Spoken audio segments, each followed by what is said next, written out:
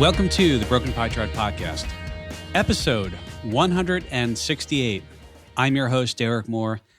This week, going to get into a little bit about valuation and not really, I'm not trying to pick a level on the market or anything like that. We'll work through an example.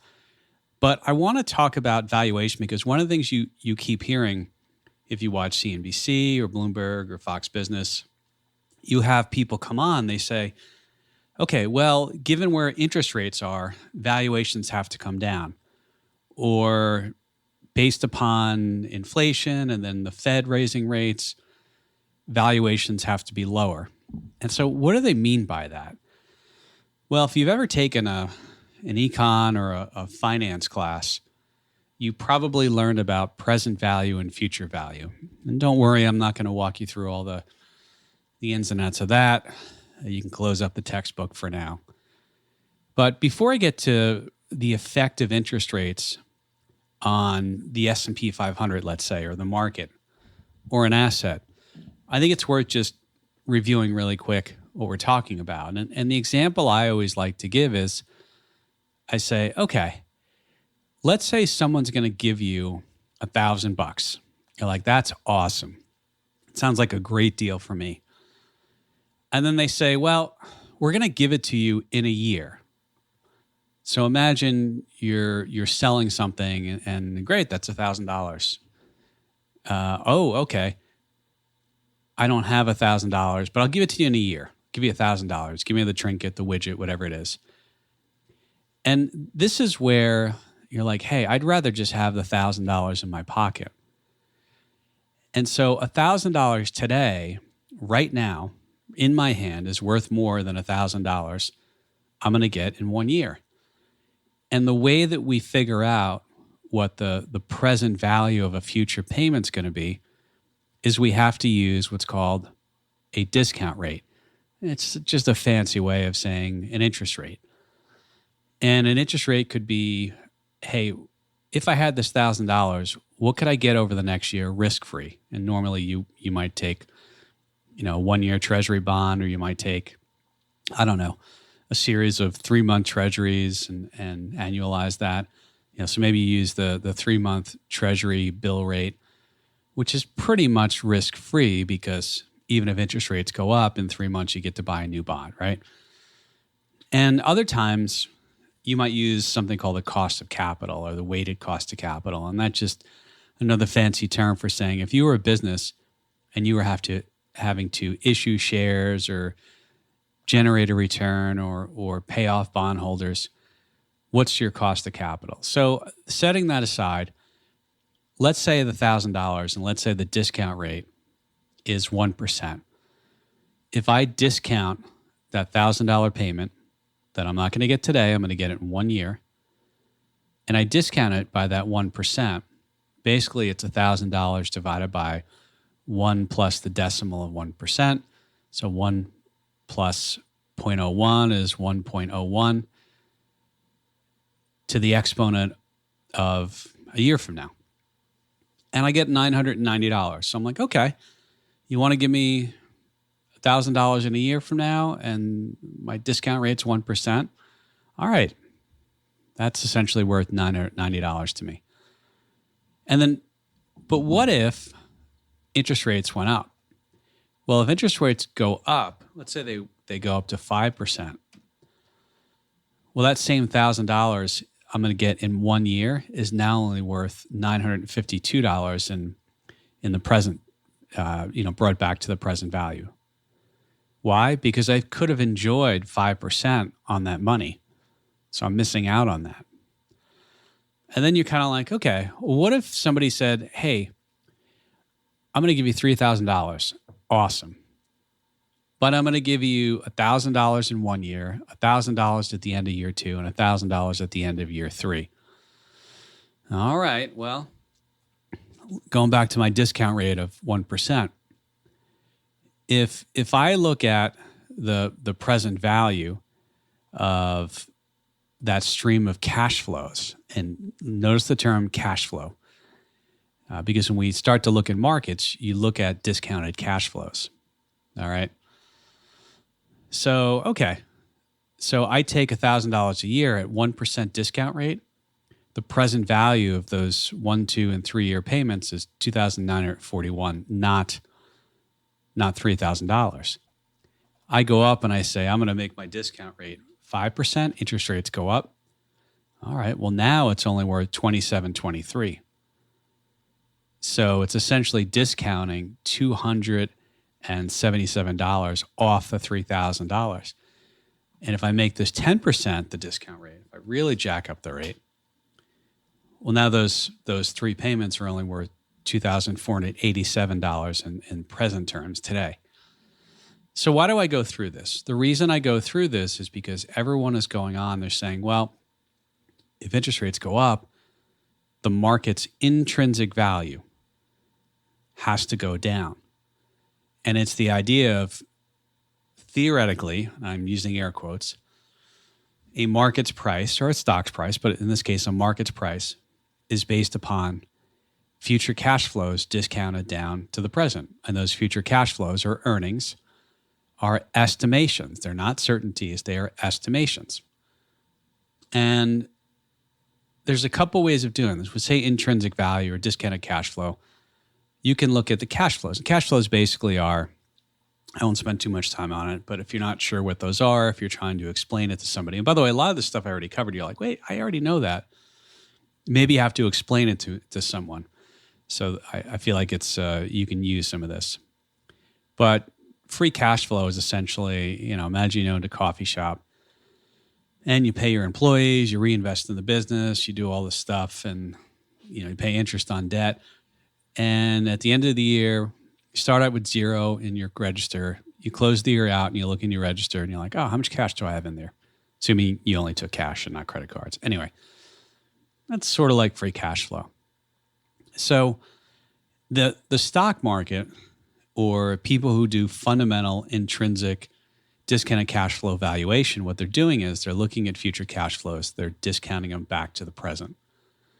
And we just saw that the higher the discount rate, the higher the interest rate is, the lower all of those future cash flows or earnings are in the present. And so I'm going to link to this. Professor Aswath Damodaran from NYU, who puts out some great material. He actually put out a forecast or a valuation model. I think this was in May, but I'll put a link to that so you can see it. And what I did was I used Excel and I recreated some of this, and I just used some different numbers and I put in the estimates. So, for example, we're not using cash flows, and I find it easier to use the earnings method. And the earnings method essentially looks at what are the earnings estimates on the S&P 500. For example, I think the latest estimate, to give you an idea, last year, 2021, the earnings were $208.49, per share, right?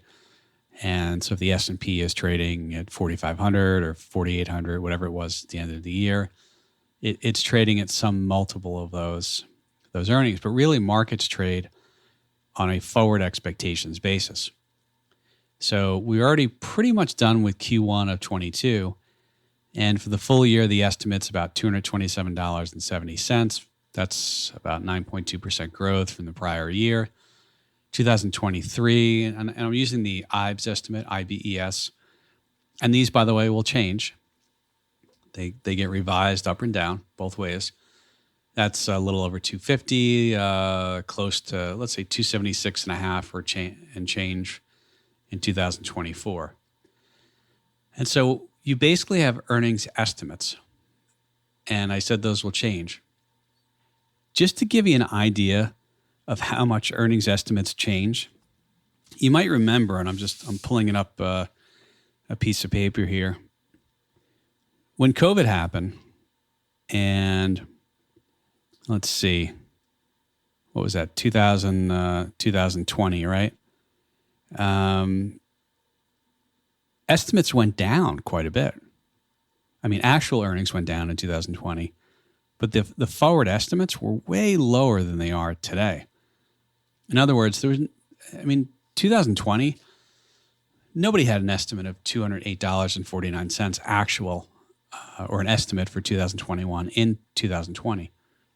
And a lot of times earnings estimates start out high and they come back down. We've seen estimates beat so far in Q1.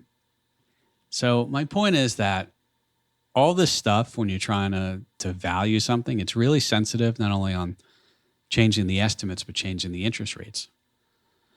So if I punch in all this stuff, and the way you do it on earnings and the way that Professor DeMotorin does, he assumes that from those earnings, the company's going to pay a percentage out in dividends, and they're going to use a percentage of the earnings to buy back their shares.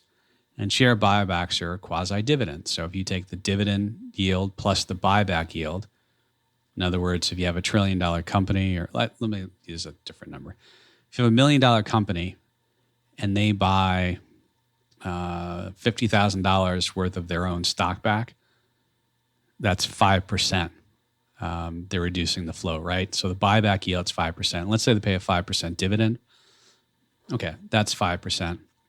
So your total augmented or total yield is between the two is about 10%.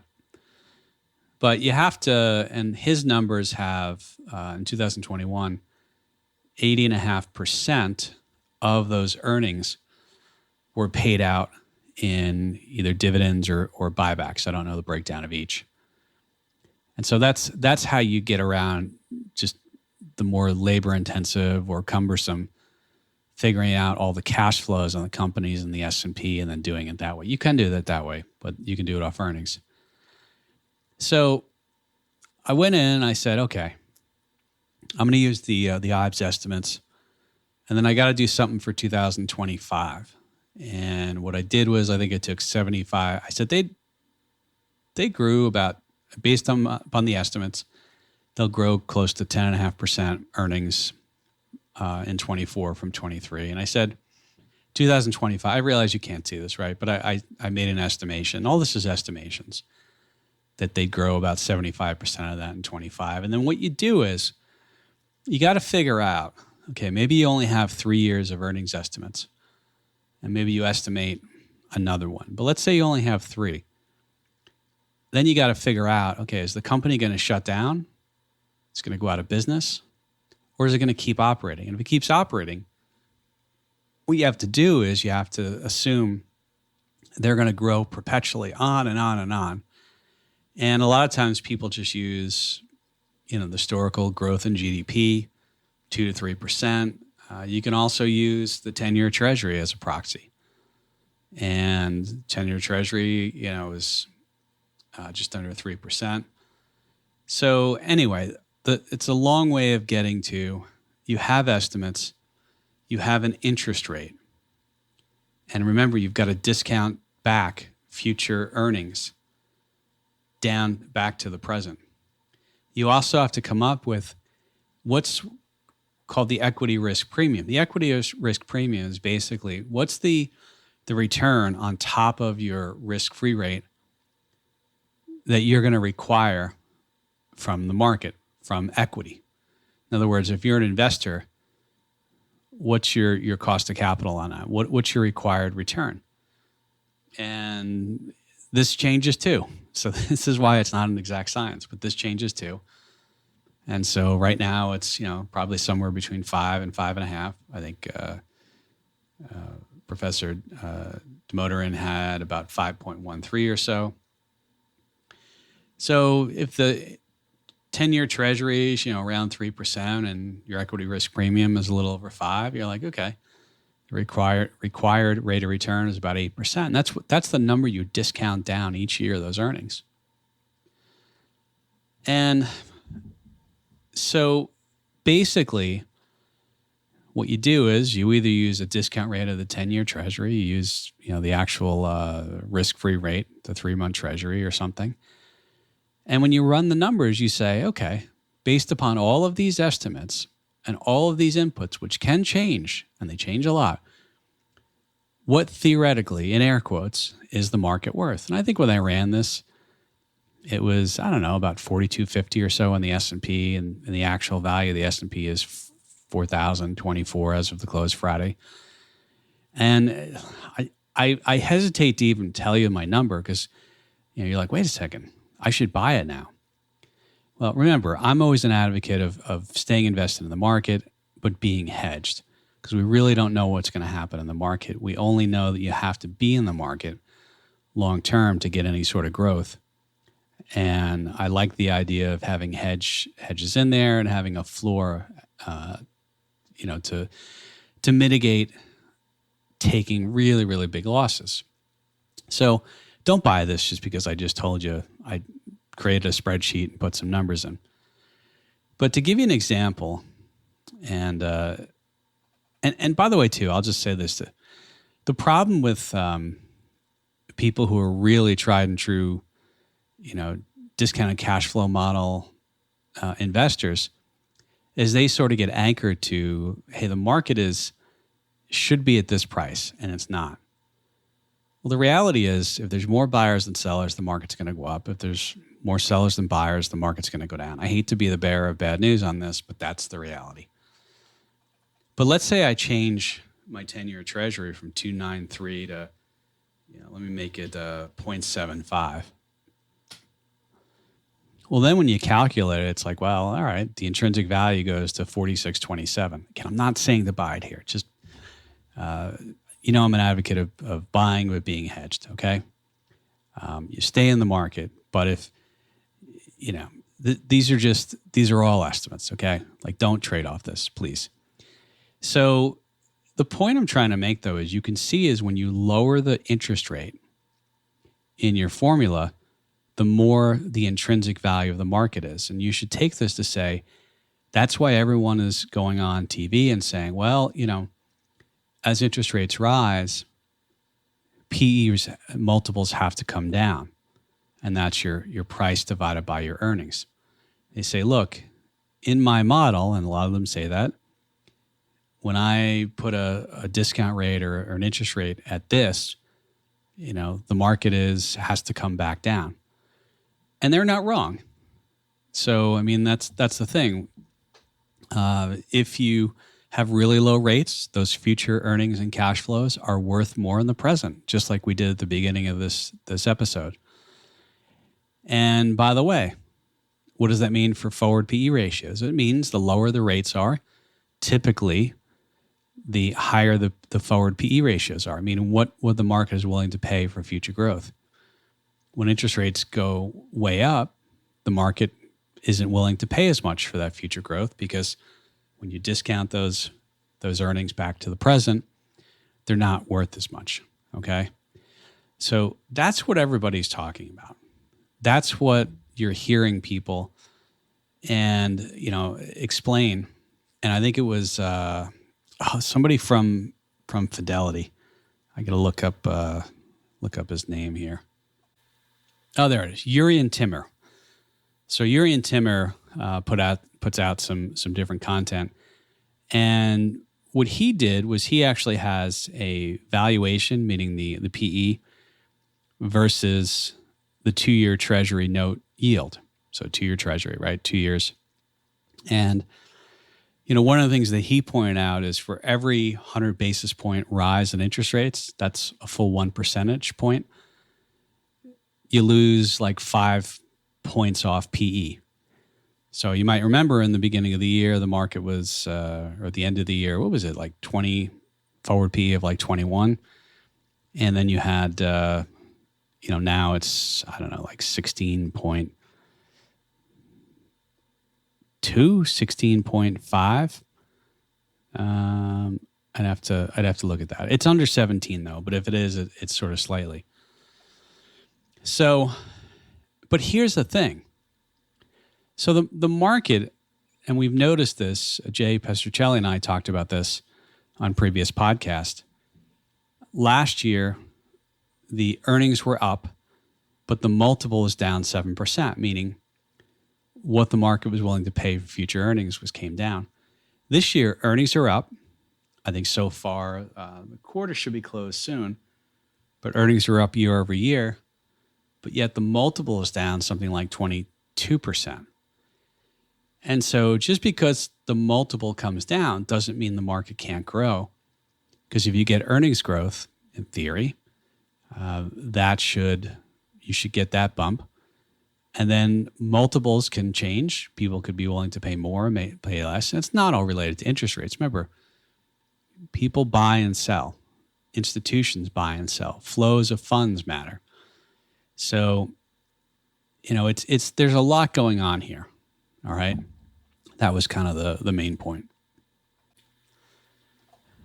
Now, I mentioned before, obviously, I'm an advocate of the buy and hedge methodology. And if I'm going to give out the way to contact me, it's derek.moore at zegafinancial.com. That's derek.moore at Zega, Z as in zebra, E as in Eddie, G as in George, A as in Apple, financial.com. Financial's up to you to spell correctly. And I'd be happy to go over how we build portfolios and answer questions about maybe the way you're invested right now. And by the way, drop me a line if you want suggestions on future episode topics. This is one that I actually had a few people ask me about. And I just keep seeing, whether it's CNBC or Bloomberg, people going on there and talking about the valuation, things like that. So I'm going to link to a few different things. I'll link to Professor Aswa Damodaran's site, and he's got all sorts of really good stuff on there. I'm going to link to the Urian Timmer. I think it was on Twitter, he put something out. That's where he has that chart of the 2-year note versus the PE, the forward PE of the market. So I'll put that out as well. And, look, I realize that a lot of you may not have seen a drawdown. And I say that because we really, in December of 2018, we had a drawdown. It wasn't quite 20%. We had a drawdown in 2020. And that was a pretty big drawdown, but then it recovered fairly quickly. And this one has been really orderly. And I say orderly because we haven't had, knock on wood, we haven't had these crazy days where the market's lock limit down and, the treasuries get the futures get frozen on Sunday night and you have trading halts and everything like that. We had that in 2020. And so it is somewhat of an orderly decline. And I know a lot of you, especially those who are younger, are like, hey, the market only goes up. Well, the market does oscillate. And, here's the reality. The market goes up and down and has volatility that's much more volatile than, do you really think Apple's earnings go up 20, 30, 40%, 50%? But you have some really big, especially in the large tech names, that are off, 30, 40%, even though their earnings haven't really changed that much. So I really encourage people to stay invested, be hedged, make sure that your portfolios are sort of set up commensurate with what you're trying to accomplish. And, we've seen these types of things before. It just, we went a long time between 2008, 2009, and 2020. And right now the Federal Reserve is raising rates and we have higher inflation. So we may do some more on that. I'll leave that topic for another time. But we are in a rising rate environment. And the question is, how much does the Fed have to raise? A lot of raises are priced in at this point in some of not only the bond market, but some of the stock market. But at the same time, if things do slow down, inflation, the rate of change on inflation comes back in a little bit, maybe they don't have to raise as much. And if there's any softness in the economy, I wouldn't be surprised if they're cutting again. So, we'll just see on that. I'm going to leave that for another time. We'll get into the economy and a few other things maybe next week. I think Jay Pestocelli may be back next week with me.